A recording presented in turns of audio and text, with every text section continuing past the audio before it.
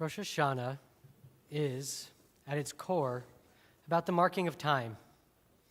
Every first of Tishrei, we come together to celebrate the dawn of a new day, to reflect on the events of the past year, and to project forward our hopes for the year to come.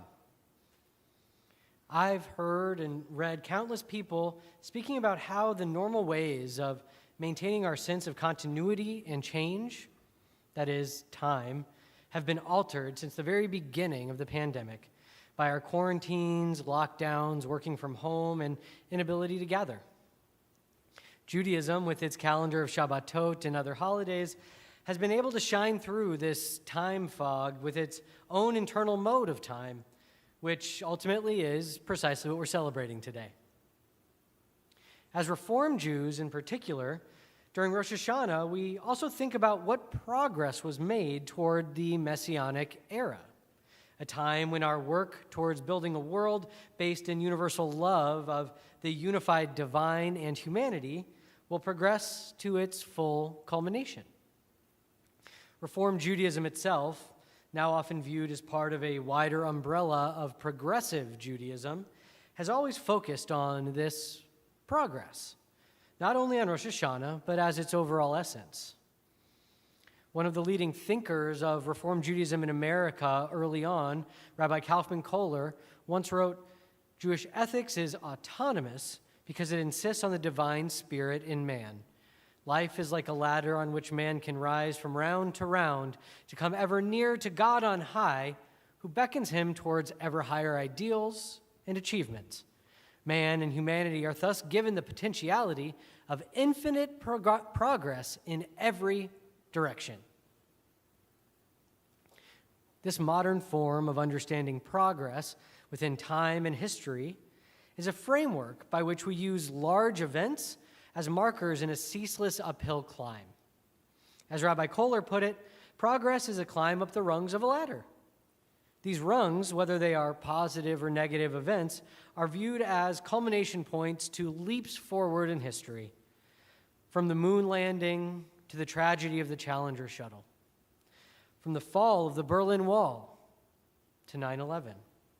We see our world as progressing through fits and starts around these large-scale moments. But perhaps this is a problem. If our view of historical progress relies upon these flashpoint events as validation for our worldview, we then wait for these events to direct the flow of history. The belief that progress is inevitable, that these major events that shift our world around us prove it, makes us subject to these events as part of an inexorable march forward. On this Rosh Hashanah, we stand in a world utterly overwhelmed by events that have shaken the ideological foundations of our society. Along with the other ways time has become unmoored during the pandemic, the modern idea of progress, too, may be worth rethinking.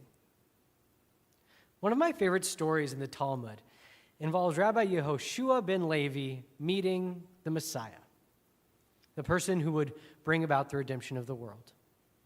The Messiah sits at the entrance of Rome among the poor who suffer from illnesses. The regular ill people, untie their many bandages all at once and then retie them all at once. But the Messiah unties one at a time and reties one at a time. He says, "Perhaps I will be needed to serve to bring about redemption. Therefore, I will never tie more than one bandage so that I will not be delayed." The entrance of Rome, where these people are dwelling, is a metaphor for the edge of power, the threshold of the engine of society. The poor who are suffering from illnesses, everyone in the world who is subject to the power structure embodied by Rome. The Messiah is indistinguishable amongst them except for one thing. He's constantly ready to participate in the redemption of the world. He sees the world as one single ongoing event, not a series of events. The single ongoing event is his primary consideration, and it leads him to behave in a remarkably different way.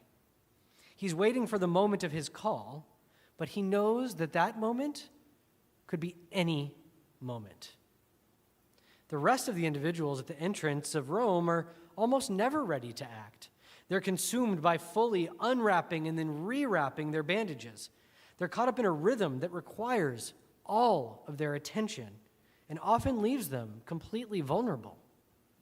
They're subject to the moment, wholly focused on their bindings, never fully able to engage with the world.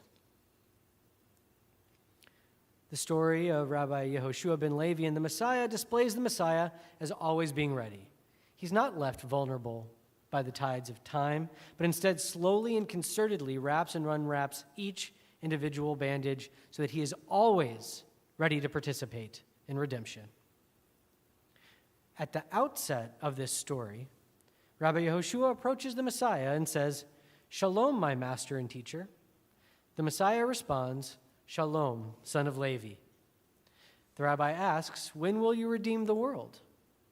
The Messiah responds, "Today." Shalom is, as many know, a general greeting in Hebrew that is often translated as peace. But in Hebrew's verbal root system, it also means something akin to intactness or wholeness, or in particular, healthiness.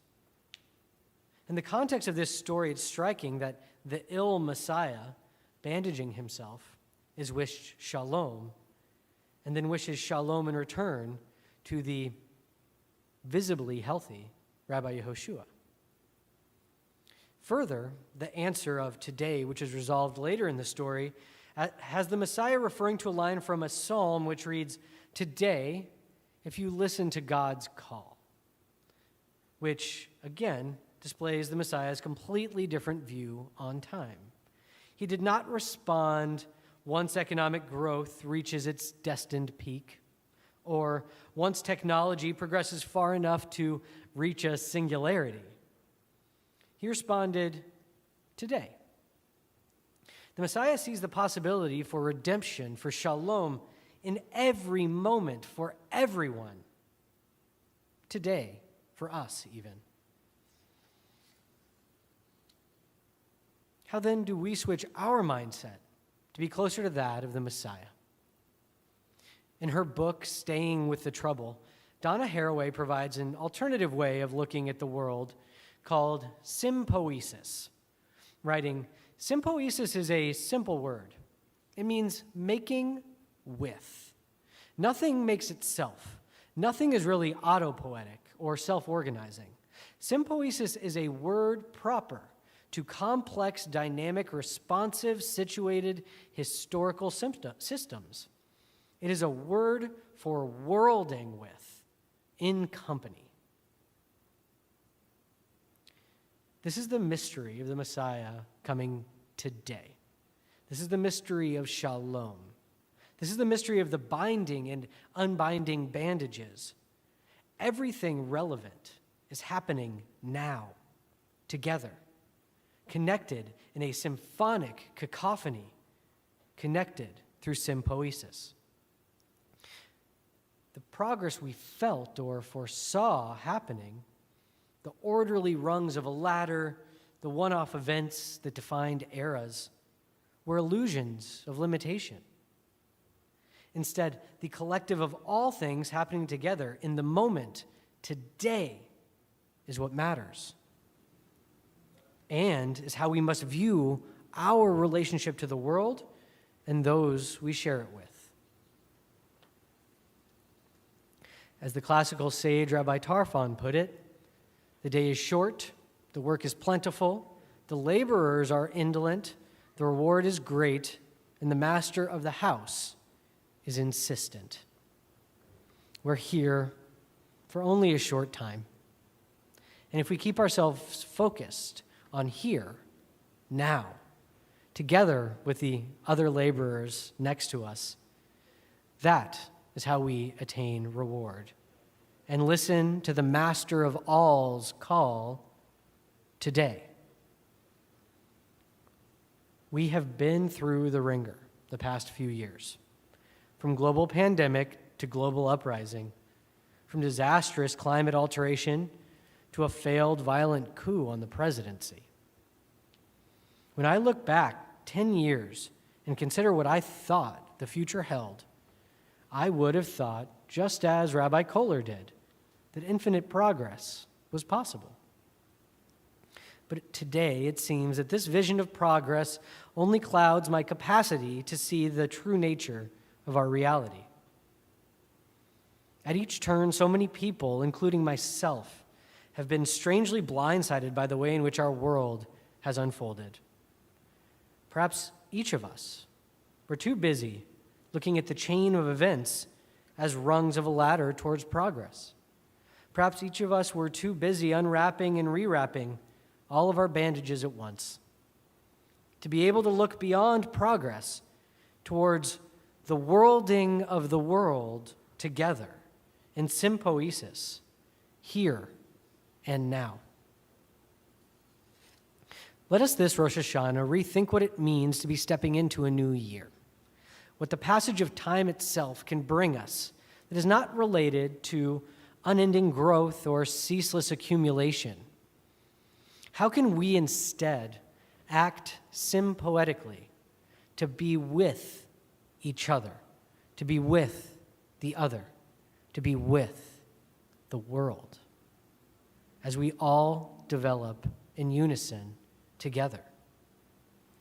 Rather than attempting to wrest a linear series of events from the swarm of reality, let us today listen to God's voice. Let us today seek shalom. And let this be enough to bring us redemption in the year 5782. Shana Tova.